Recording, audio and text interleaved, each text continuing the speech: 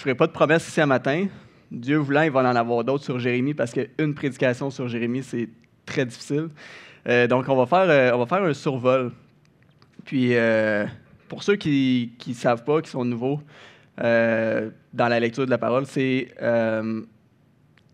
Jérémie, c'était un prophète. Fait que, il se trouve dans la partie des livres prophétiques, c'est 5 livres passés le livre des psaumes. Fait que, un petit peu passé la moitié de la Bible. Puis, ça va être dans Jérémie 1. Vous savez, moi, quand je suis occupé, c'est difficile de me parler. En fait, c'est facile de me parler, mais c'est dur de se faire comprendre. Puis de me passer un message, c'est pas évident. Puis encore là, il y en a qui vont dire c'est normal, je suis un homme, mais c'est un point que je suis très conscient de moi-même. Je sais que quand je suis concentré à quelque chose, c'est difficile de me parler. Puis il y avait un exemple par rapport à ça, c'est je refaisais un patio, pas très gros, un 12 par 12 à peu près, dans la maison où on était avant. Puis c'était pendant mes vacances, au mois de juillet, puis il faisait une belle canicule, une vraie canicule, là, comme 38-40 ressenti. Puis j'avais mon épouse Kim qui prenait le temps de me rappeler souvent, tu sais, bois de l'eau, il fait chaud, faut que tu bois de l'eau, faut que tu bois de l'eau. Puis moi, tout ce que je faisais, c'est y répondre, ouais, puis je continuais mes affaires, tu sais. Puis elle savait bien que le ouais, probablement que j'avais même pas entendu ce qu'elle disait pendant que j'essayais de retenir ma mesure, tu sais. Puis, qu'est-ce qu'elle faisait? Ben, elle m'amenait carrément un thermos de glace, d'eau glacée, elle le déposait à côté de moi. Encore là, il était juste à côté de moi, puis j'oubliais d'en boire. Puis évidemment, travailler 5 jours au soleil en pleine canicule sans boire de l'eau, c'est pas terrible. En fait, je pense pas que tu peux faire 5 jours. Puis elle faisait ça pour mon bien, tu sais. Elle savait que sans cette eau-là, ben justement, je t'offrais pas la run. Puis fait que c'était pour mon bien, mais moi, j'étais tellement concentré que j'ignorais ça.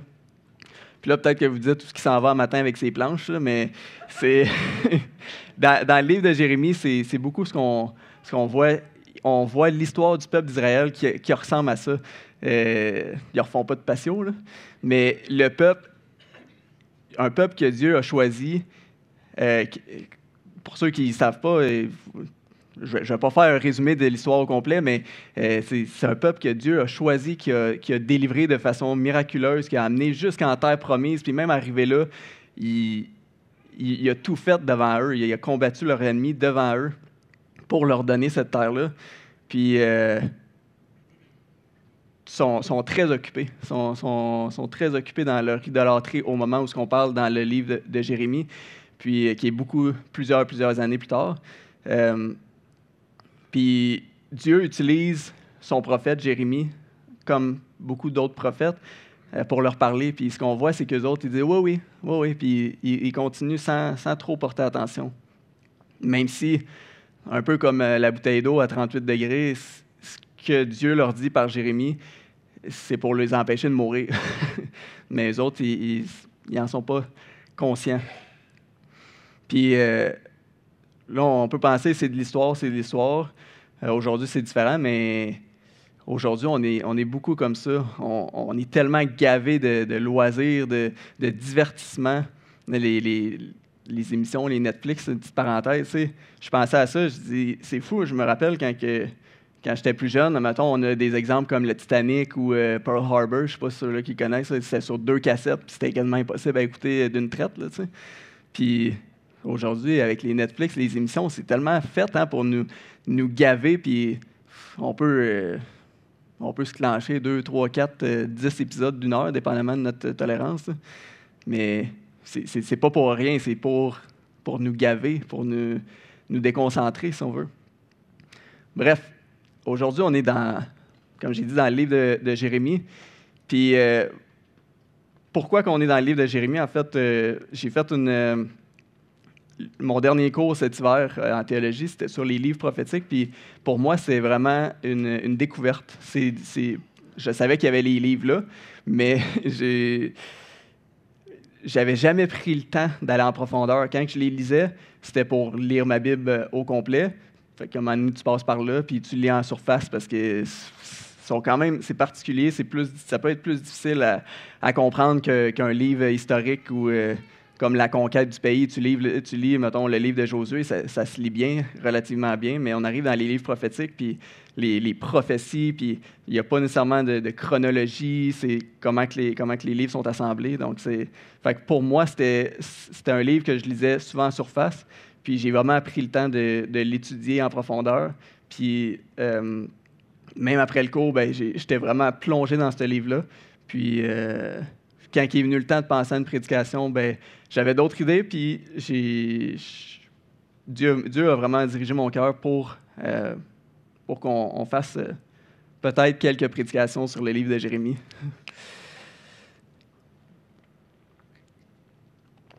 Puis, ce que je trouve particulier, c'est vraiment l'intimité qu'on voit entre les prophètes puis Dieu. On voit qu'ils ont un dialogue entre les deux, que Dieu utilise un langage que l'homme peut comprendre, évidemment pour se faire comprendre. Puis il y a vraiment des moments spéciaux d'intimité. Puis quand on se plonge dans les livres prophétiques comme ça, on peut vraiment arriver à goûter puis à vivre cette intimité-là avec le même Dieu par qui Jérémie a écrit ces lignes-là. Puis, c'est ça. Ma prière, c'est vraiment de vous présenter ce livre-là le plus fidèlement possible, puis vous donner le goût d'aller puiser par vous-même dans ces livres qui peuvent être intimidants, je dirais. Mais il y a vraiment beaucoup de trésors, puis c'est très particulier comment Dieu se révèle à nous au travers des livres prophétiques. Donc, pour commencer le survol, on va commencer par un résumé de la situation. Donc, Dieu parle à un peuple au travers de Jérémie, puis on va voir un peu c'est qui ce peuple-là, où est-ce qu'ils sont rendus à ce moment-là. Si on débute en Jérémie 1, les versets 1 à 3,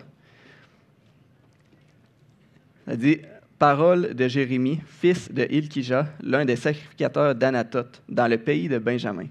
La parole de l'Éternel lui fut adressée au temps de Josias, fils d'Amon, roi de Juda, la 13e année de son règne, et au temps de Joachim, fils de Josias, roi de Juda, jusqu'à la fin de la 11e année de Sédécias, fils de Josias, roi de Juda, jusqu'à l'époque où Jérusalem fut amenée en captivité au 5e mois. » Fait que là, vite de même, ça peut ne pas dire grand-chose, tous les noms et tout, mais ce qu'on voit, c'est que le ministère de Jérémie commence à peu près en l'an 627. Fait qu'on a le premier roi, qui est Josias.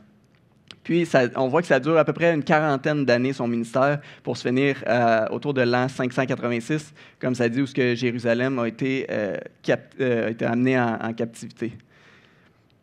Puis, un détail important, c'est que ça dit « roi de Juda », parce qu'en ce temps-là, on parle du royaume de Juda. Le peuple d'Israël, il a été depuis longtemps séparé en deux royaumes, le royaume du Nord puis le royaume du Sud. Puis, fait que Juda, c'est la tribu de Benjamin, puis Juda, ça fait le royaume du Sud. Puis c'est vraiment le peuple de Dieu qui reste, c'est le royaume du Sud. Fait que c'est pour ça qu'on va beaucoup utiliser le terme Juda au lieu du peuple d'Israël en tant que tel. Puis ce qu'on voit, c'est que cette division-là a eu lieu au temps de Roboam, qui est le fils de Salomon. Fait que on remonte quand même plusieurs années avant Jérémie. Fait que Salomon, qui est le fils de David lui-même, le deuxième roi d'Israël. Puis depuis la division, dans les deux royaumes, c'est la déchéance. ça va juste de pire en pire. Puis au début du ministère de Jérémie, ce qu'on voit, c'est le roi Josias. Puis le roi Josias, c'est le premier bon roi qu'il y a depuis longtemps.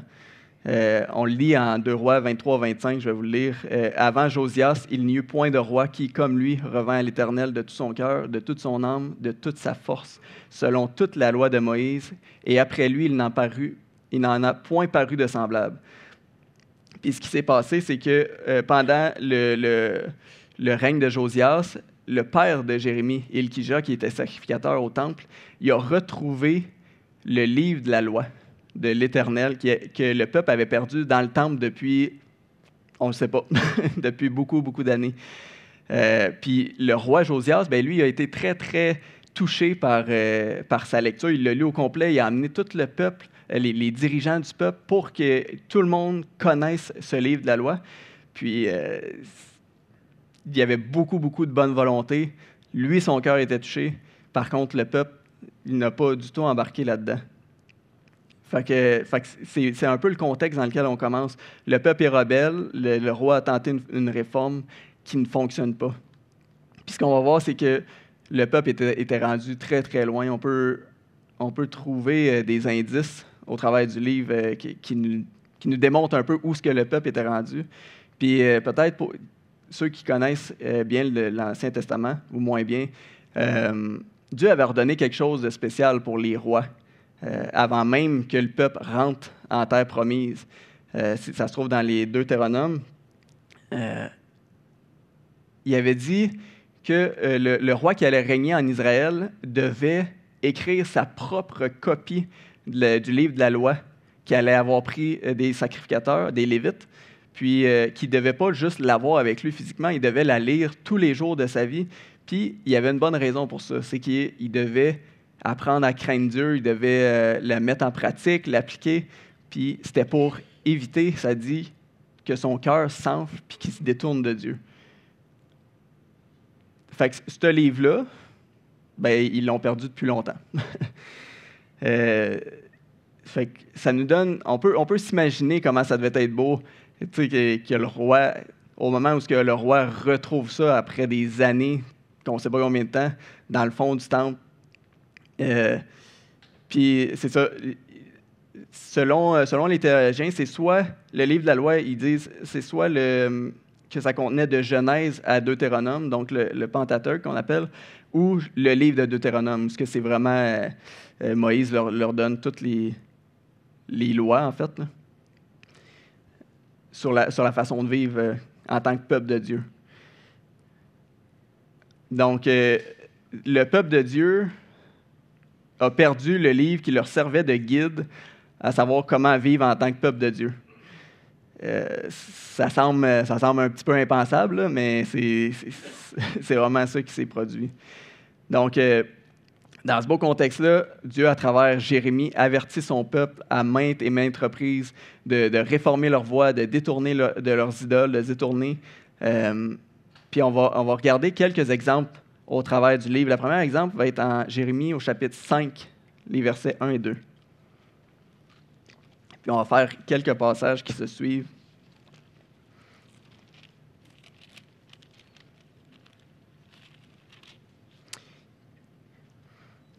Les versets 1 et 2, ça dit « Parcourez les rues de Jérusalem, regardez, informez-vous, cherchez dans les places, s'il s'y trouve un homme, s'il y en a un, qui pratique la justice, qui s'attache à la vérité, et je pardonne à Jérusalem. Même quand ils disent l'Éternel est vivant, c'est faussement qu'ils jurent. » Si on tourne à peu près 2 pages plus loin, au chapitre 6, les versets 16 et 17, ça dit « Ainsi parle l'Éternel, verset 16, placez-vous sur les chemins, regardez, et demandez quels sont les anciens sentiers. Quelle est la bonne voie? Marchez-y et vous trouverez le repos de vos âmes. Mais ils répondent, nous n'y marcherons pas. J'ai mis près de vous des sentinelles, soyez attentifs au son de la trompette. Mais ils répondent, nous n'y serons pas attentifs. Puis, donc ça donne une petite idée de la rébellion du cœur du peuple. Puis, si on revient au chapitre 5, 11 et 13, il pousse ça un petit peu plus loin. Verset 11, « Car la maison d'Israël et la maison de Juda m'ont été infidèles, dit l'Éternel. Ils renient l'Éternel, ils disent, il n'existe pas, et le malheur ne viendra pas sur nous. Nous ne verrons ni l'épée ni la famine. Les prophètes ne sont que du vent, et personne ne parle en eux. Qu'il leur soit fait ainsi. » Donc, on voit que c'est volontaire. C'est pas parce qu'ils sont pas au courant. C'est pas... ils disent, ils veulent pas. Dieu n'existe pas. On voit que les prophètes les ont avertis parce qu'ils disent, ce qu'ils disent, c'est du vent. Les prophètes, c'est du vent, ça n'arrivera pas. Donc, on voit que l'avertissement, ils l'ont reçu. Mais le peuple de Dieu est rendu à un moment où il renie Dieu. c'est quelque chose. c'est arrogant. Mais Dieu n'est pas seulement patient avec eux, il est gracieux. Il ne fait pas juste leur donner beaucoup d'avertissements, il les avertit de réformer leur voie, de revenir à lui, mais aussi il leur dit d'avance ce qui va arriver s'ils ne le font pas. Donc, ils savent vers où ils s'en vont. Vous pouvez tourner au verset 15 du chapitre 5 encore. 5, 15 à 19. Ça, c'est l'avertissement la plus concrète, je pense, à mon avis, de ce qui va s'en venir. Il dit, au verset 15 du chapitre 5, « Voici, je fais venir de loin une nation contre vous, maison d'Israël, dit l'Éternel. C'est une nation forte, c'est une nation ancienne, une nation dont tu ne connais pas la langue et dont tu ne comprends point les paroles. Son carquois est comme un sépulcre ouvert, ils sont tous des héros. Elle dévorera ta moisson et ton pain. Elle dévorera tes fils, tes filles, tes brebis, tes bœufs, ta vigne, ton figuier. Elle détruira par l'épée tes villes fortes dans lesquelles tu te confies. Mais en ces jours, dit l'Éternel, je ne vous détruirai pas entièrement. Si vous dites alors, pourquoi l'Éternel, notre Dieu, nous fait-il tout cela? Tu leur répondras, comme vous m'avez abandonné et que vous avez servi des dieux étrangers dans votre pays, ainsi vous servirez des étrangers dans un pays qui n'est pas le vôtre. C'est clair, c'est ça qui va arriver. Puis c'est à ça que les gens répondent, ça n'arrivera pas, c'est du vent.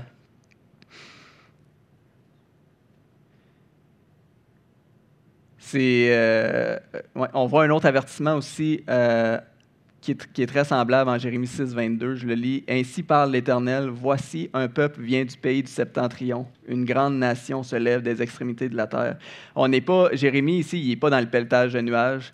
Il leur dit exactement ce qui s'en vient. Et puis les gens, le peuple, ne le prennent pas au sérieux. C'est juste quelques exemples. Si vous plongez dans le livre, vous allez voir, c'est beaucoup ça. Puis ce qui ressort, c'est la patience d'un Dieu qui veut parler à son peuple, puis qui continue à parler à son peuple malgré cette rébellion-là qui est très, très, très affirmée. Puis c'est ça, Dieu les avertit par Jérémie, ils ne l'écoutent pas.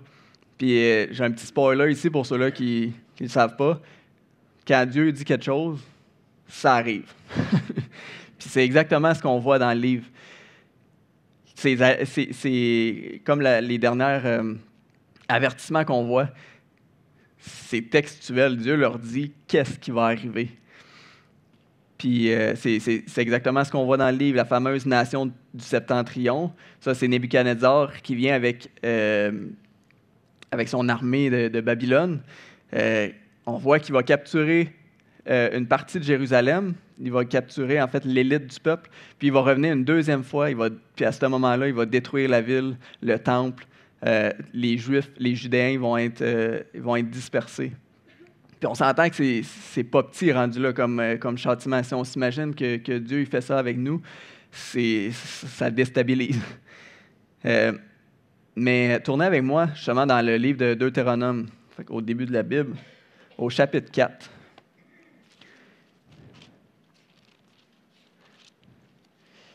Les versets 25 à 28. Ce qu'on voit, le texte qu'on va lire, c'est ce qui avait été dit à ce peuple de Judéens-là, au peuple d'Israël, avant même l'entrée à Canaan, au pays promis.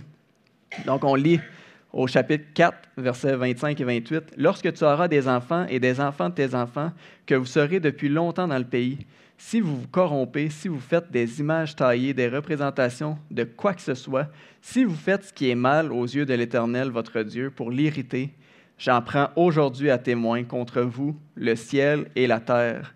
Vous disparaîtrez par une mort rapide du pays dont vous allez prendre possession, au-delà du Jourdain. Vous n'y prolongerez pas vos jours, car vous serez entièrement détruits. L'Éternel vous dispersera parmi les peuples, et vous ne resterez qu'un petit nombre au milieu des nations où l'Éternel vous amènera. Et là, vous servirez des dieux, ouvrage de main d'homme, du bois et de la pierre, qui ne peuvent ni voir, ni entendre, ni manger, ni sentir. » Donc, c'est pas, ça ne sort pas de nulle part, ces avertissements-là, l'avertissement d'un châtiment qui s'en vient. Le peuple avait cette information-là depuis le début de la formation du peuple. Donc, ce qu'on voit, c'est que la rébellion du peuple est aussi claire que les avertissements de Dieu à son peuple. Pour moi, l'image qui me venait, c'est comme si le peuple est en auto sur l'autobahn à Mach 8, puis leur GPS leur dit « Attention, il y a un fossé, il y a un mur, puis ça les avertit encore. Ah, ça s'en vient, 20 km, 10 km, 5 km. » Puis les autres sont là « Ben non, il n'y en a pas de mur. » Puis en réalité, ça va même plus loin que ça.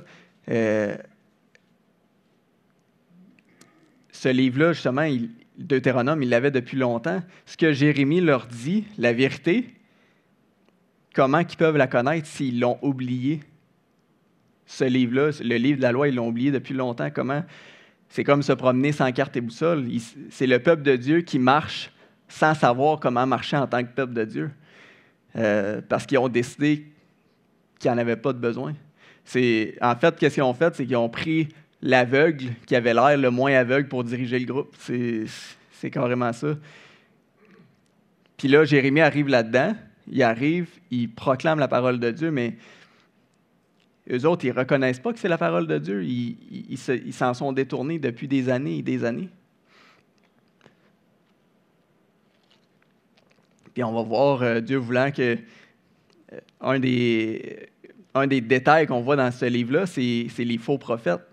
Donc, si le peuple n'est pas attaché au livre de la loi, il n'est pas attaché à Dieu en tant que tel, il peut arriver n'importe qui leur dit ça, voici la parole de l'Éternel, puis ils vont dire ah ben ça fait mon affaire.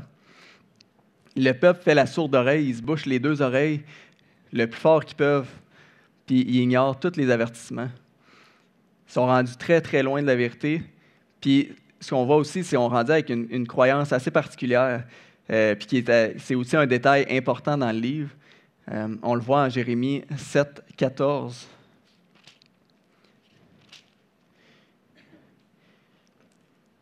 Au verset 14, Dieu dit par Jérémie, « Je traiterai la maison sur laquelle mon nom est invoqué, » on parle du temple, « sur laquelle vous faites reposer votre confiance, et le lieu que j'ai donné à vous et à vos pères de la même manière que j'ai traité Silo. » Donc, ce qu'on voit, c'est que le peuple de Juda est rendu avec une croyance particulière. Leur confiance, en fait, était plus dans le temple, dans la présence du temple, que dans Dieu lui-même. Ils croyaient que c'est Dieu qui protégeait le lieu, mais étant donné que le royaume du Nord, à cette époque-là, il était déjà tout conquis par Nebuchadnezzar, puis eux autres, il n'était rien arrivé. Fait qu'eux autres, ils pensaient que, vu que Dieu avait fait son temple-là, bien, qu'il ne laisserait jamais rien arriver, peu importe comment que ces gens-là agissent. C'est ça, comme si, vu qu'ils vont au temple, ben, ils peuvent agir comme qu'ils veulent. Après ça, Dieu il va dire, ben, au moins, ils sont venus m'adorer. Fait que le peuple, il n'est pas juste indifférent à la parole de Dieu non plus. Ouais, puis le peuple n'est pas juste indifférent à la parole de Dieu, il se fâche contre Jérémie à plusieurs reprises. Jérémie qui porte la parole de Dieu, qui est le messager. Le peuple ne veut pas entendre Dieu, puis ils vont jusqu'à vouloir tuer Jérémie, ils vont l'emprisonner. Puis c'est ce qu'on voit dans la suite. Jérémie passe beaucoup de temps en prison en conséquence de vouloir apporter la parole de Dieu. Puis il y a une expression très intéressante que Dieu utilise à plusieurs reprises dans le livre, c'est « dès le matin ». Donc, il leur dit, j'ai pas perdu de temps, là. On va checker quelques exemples, mais si on arrive ici et que vous dites, c'était peut-être pas si clair que ça, est-ce que Dieu leur parlait vraiment pour qu'ils comprennent? On va regarder quelques exemples de Dieu qui les avertit dès le matin. La première est en Jérémie 25, les versets 3 à 7.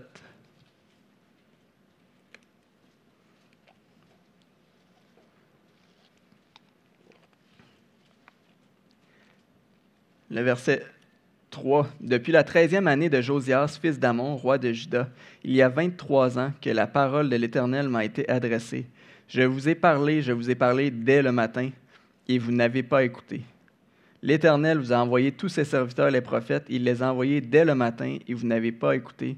Vous n'avez pas prêté l'oreille pour écouter. Ils ont dit, revenez chacun de votre mauvaise voie et de la méchanceté de vos actions, et vous resterez dans le pays que j'ai donné à vous et à vos pères, d'éternité en éternité. N'allez pas auprès d'autres dieux pour les servir et vous prosterner devant eux. Ne m'irritez pas par l'ouvrage de vos mains, et je ne vous ferai aucun mal. Mais vous ne m'avez pas écouté, dit l'Éternel, afin de m'irriter par l'ouvrage de vos mains pour votre malheur. Un petit peu plus loin, chapitre 35, c'est très, très similaire. 35, 14 et 15. Il dit, on a observé les paroles de Jonadab, fils de... la fin du verset 14. Et moi, je vous ai parlé dès le matin, et vous ne m'avez pas écouté. Je vous ai envoyé tous mes serviteurs, les prophètes, je les ai envoyés dès le matin pour vous dire, revenez chacun de votre mauvaise voie, amendez vos actions, n'allez pas après d'autres dieux pour les servir, et vous resterez dans le pays que j'ai donné à vous et à vos pères, mais vous n'avez pas prêté l'oreille, vous ne m'avez pas écouté. C'est vraiment le même pattern qu'on voit encore et encore. Puis, on va aller en voir un dernier au chapitre 44, quelques pages plus loin, les versets 4 et 6. Puis, au chapitre 44, on est rendu à la fin du ministère de Jérémie. Les 44, les versets 4 et 6. Je vous ai envoyé tous mes serviteurs, les prophètes, je les ai envoyés dès le matin pour vous dire, ne faites pas ces abominations que je hais. Mais ils n'ont pas écouté, ils n'ont pas prêté l'oreille et ils ne sont pas revenus de leur méchanceté. Ils n'ont pas cessé d'offrir de l'encens à d'autres dieux. Ma colère et ma fureur se sont répandues et ont embrasé les villes de Juda et les rues de Jérusalem qui ne sont plus que des ruines et un désert comme on le voit aujourd'hui. Donc, on est à la fin du ministère de Jérémie, puis les avertissements sont quasiment identiques, malgré que, comme on voit, le peuple, le roi Nebuchadnezzar, il est venu, Dieu a détruit déjà Jérusalem, qu'est-ce qu'il avait prédit est arrivé, puis ce qu'on voit, c'est que le peuple agit de la même manière encore. Puis, au chapitre 44, ce qui est intéressant, c'est que Dieu parle maintenant, étant donné que Jérusalem est déjà détruit, il parle à un petit restant de peuple qui est avec Jérémie, en fait, qui se sont enfuis en Égypte. On va continuer la suite, les versets 7 et 8. Maintenant, ici parle l'Éternel, le Dieu des armées, le Dieu d'Israël.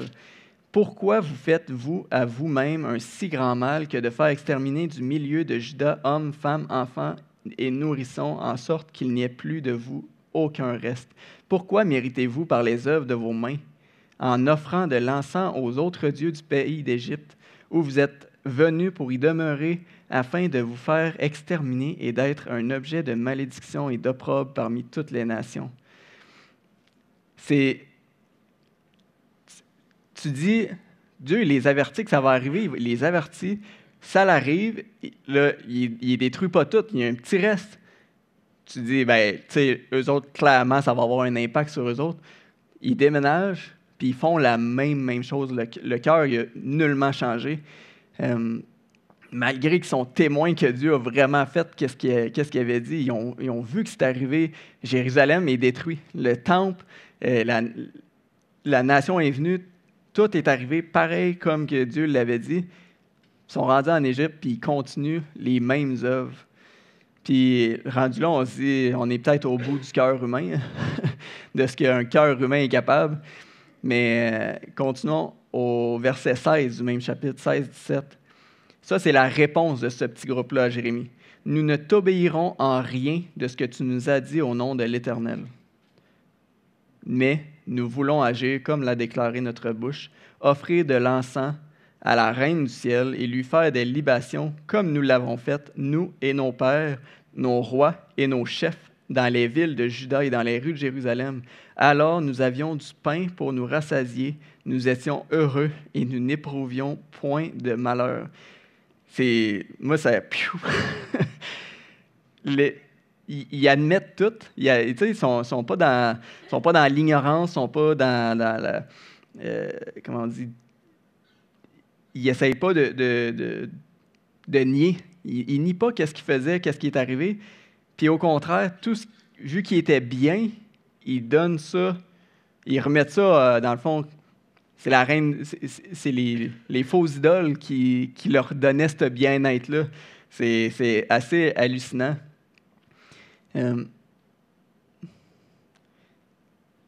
Fait que si on récapitule un peu, Dieu, depuis le début, il avertit. Les Judéens, les autres, ils répondent « On ne veut rien savoir ». Fait que Dieu permet, après un certain temps, qu'une partie soit capturée, continue d'avertir le peuple de se soumettre, toujours la même réponse du peuple. Dieu permet la destruction complète avec un petit reste. En fait, puis là, pour le contexte, je dis il reste un petit reste. Les autres ne sont pas tous détruits. Là. Ils ont été amenés, il y en a beaucoup qui ont été amenés captifs à Babylone. Il y en a qui ont été tués, détruits. Puis, il y en a qui ont réussi à se sauver. Donc, Dieu parle à ce petit restant-là. Puis, même réponse. Malgré tout ça, c'est la même réponse. Devant ça, moi, je suis sans mots devant le cœur du peuple de Dieu, de ce qui est capable. Puis encore plus, devant la patience de Dieu envers son peuple. Je comprends même pas qu'il continue à avertir et à essayer de ramener son peuple. C'est inhumain. Je sais pas si vous connaissez quelqu'un qui a une patience similaire. Je sais pas, à main levée. Quelqu'un qui l'est, ouais. Personnellement, même si j'avais ne serait-ce qu'1% de cette patience-là, ça serait une grande victoire. C'est de voir la méchanceté sans limite du peuple de Dieu, le rejet de leur cœur envers Dieu. Ça nous permet vraiment de mettre en perspective l'amour de Dieu pour son peuple, la patience de Dieu, puis vraiment beaucoup d'autres attributs de Dieu. Comme je disais, au travers de cette intimité-là, Dieu se révèle vraiment de toutes sortes de façons. Puis, je me disais, si on ramène ça à aujourd'hui, l'humain, pas tellement mieux. Notre cœur est encore... le cœur humain est perverti et pécheur. Il est capable d'absolument rien de bon.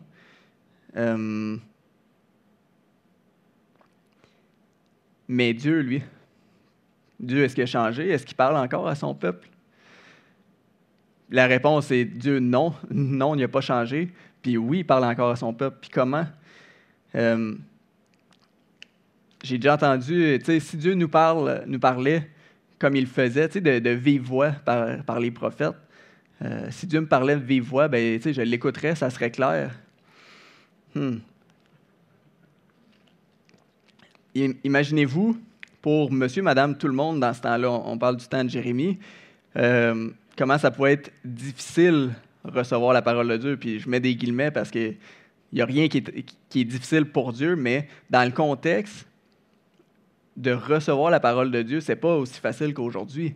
Le peuple avait même perdu le livre de la loi pendant des années, puis même avant de les perdre, c'est ça, c'est pas tout le monde. Ils devaient aller au temple, ils pouvaient pas, c'était pas tout le monde qui avait sa copie chez eux, là.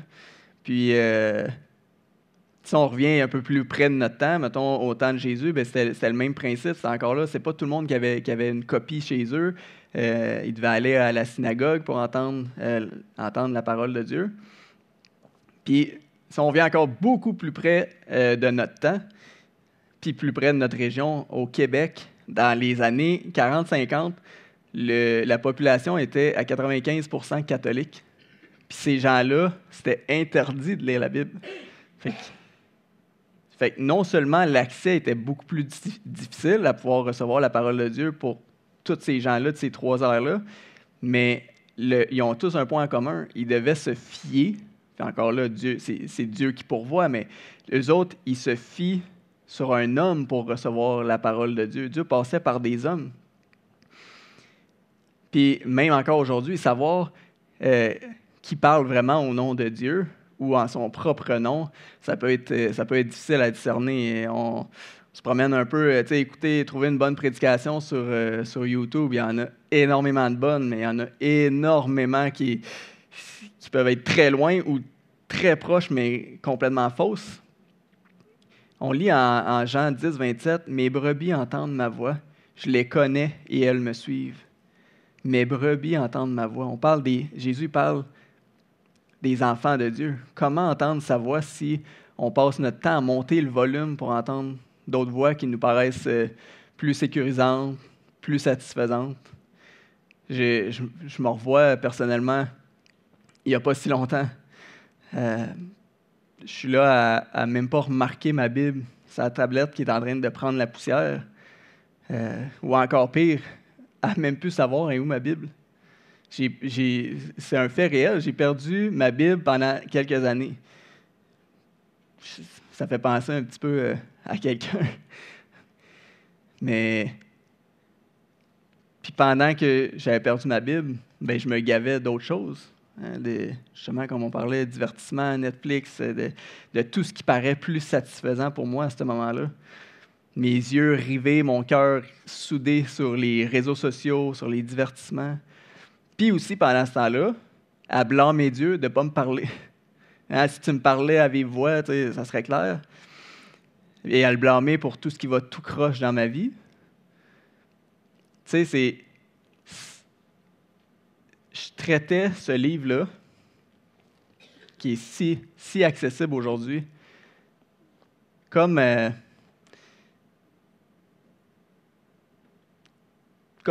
vulgaire livre. C'est comme si ce n'était pas important dans ma vie en tant qu'enfant de Dieu, justement à le perdre, à ce qu'il prenne la poussière. Comme si ce n'était pas les saintes Écritures, comme si ce n'était pas Dieu lui-même qui avait écrit ça par inspiration aux hommes. Mais c'est la parole de Dieu. Dieu, le créateur de l'univers, celui qui nous tient au creux de sa main, nous a donné sa parole pour qu'on puisse le connaître, pour qu'on puisse être guidé, pour qu'on puisse avoir et être une lumière dans les ténèbres. Puis nous, on se dit, ben non, pas besoin de ça. Comme si des lampes à l'huile disaient, j'ai pas besoin d'huile, je vais être correct. Ça marche aussi avec une lumière débranchée du mur. Imaginez ça, on ne dirait jamais en pleine nuit, quand il fait noir, « Ah, mes lumières ne marchent pas, c'est pas grave. Je vais faire Montréal-Québec, il n'y en a pas de problème, je n'ai pas besoin de mes lumières. » Parce qu'on sait très bien qu'on va se planter ou on va causer un accident. On ne fera pas loin, là, ou même on va se perdre parce qu'on ne voit aucunement les indications. Mais par contre, vivre sans cette lumière-là à nos pieds, ça, combien de fois qu'on se dit « Aujourd'hui, je vais être correct. » Non, j'en ai pas besoin. Je suis fatigué, j'ai pas le temps. Comme si ce n'était pas la réalité qu'on vit dans un monde de ténèbres. Maintenant, je me pose la question, c'est quoi la différence entre moi qui fais ça puis ces Judéens-là, dans ce temps-là, qui pensaient être capables de vivre sans Dieu, sans sa lumière, Comment je peux espérer arriver à bon port dans ce monde-là, moi-même, sans l'aide de Dieu, sans sa lumière dans ma vie? Bien, par expérience, puis certainement qu'il y en a beaucoup ici qui pourraient affirmer la même chose. La tangente, pendant cette période-là, n'était pas positive. La pente là, était négative, puis c'est ce qu'on voit pour le peuple de Dieu. Dans Jérémie, en fait, pas juste dans Jérémie, dans l'Ancien Testament, le peuple de Dieu est juste sur une pente descendante sans Dieu, sans sa parole, Puis ce qu'on voit, c'est que malgré ça, malgré le cœur de son peuple, Dieu parle à son peuple au travers de tous les prophètes. Puis il parle à ses enfants encore aujourd'hui. Ça, c'est la vérité, peu importe ce qu'on peut se faire croire ou nous faire croire. La vérité, c'est que Dieu nous parle par sa parole. Tu sais,